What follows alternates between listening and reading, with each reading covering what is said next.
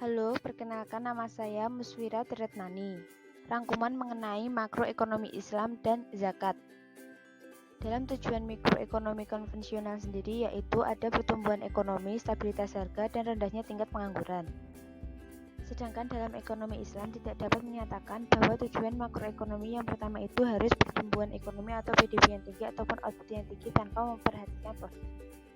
Jadi, tujuan makroekonomi Islam yang paling utama adalah keadilan sistem ekonomi.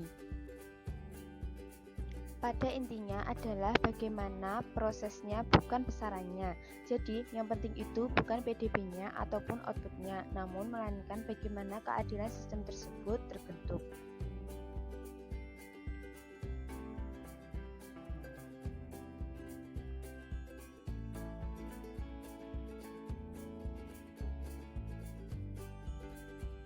Yang kedua yaitu perilaku konsumsi dan produksi yang islami. Jadi perilaku orang Islam itu yang kaya membatasi konsumsinya dan produksinya pun dibatasi dengan produksi-produksi yang bermanfaat. Yang ketiga yaitu sistem zakat, infak, dan wakaf. Sesuatu yang tidak dipikirkan oleh pasar maka diselesaikan dengan sistem zakat, infak, dan wakaf ini. Dari tujuan keadilan sistem ekonomi maka akan membentuk terjadinya pertumbuhan ekonomi yang diikuti dengan pemerataan yang adil disertai dengan stabilitas ekonomi dan juga terpenuhinya kebutuhan pokok bagi yang tidak masuk dalam sistem pasar. Dengan dua hasil dari tujuan makroekonomi maka akan tercapai makrosud syariah. Makroekonomi Islam tidak hanya mengurusi ekonomi dunia saja tetapi juga ekonomi dunia akhirat. Inilah makroekonomi Islam. Rangkuman yang kedua yaitu mengenai zakat. Zakat itu muncul ketika di periode Madinah, di mana di Mekah belum ada. Di Mekah adanya mengasih makan orang miskin atau memberi makan orang miskin.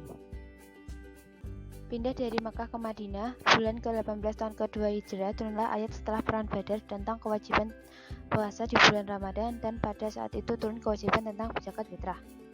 Tiga hal mengenai zakat. Yang pertama, tarif zakat. Kedua, objek zakat. Yang ketiga, yang berhak mendapatkan.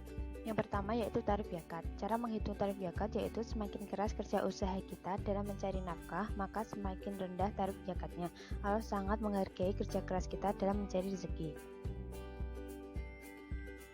Yang kedua yaitu objek zakat. Dalam objek ini kita dianjurkan untuk tidak menganggurkan objek tersebut. Yang ketiga yaitu yang berhak menerima zakat. Dalam ilmu fikih, kalau kita memberikan zakat kepada seorang mustahik, orang yang berhak mendapatkan zakat.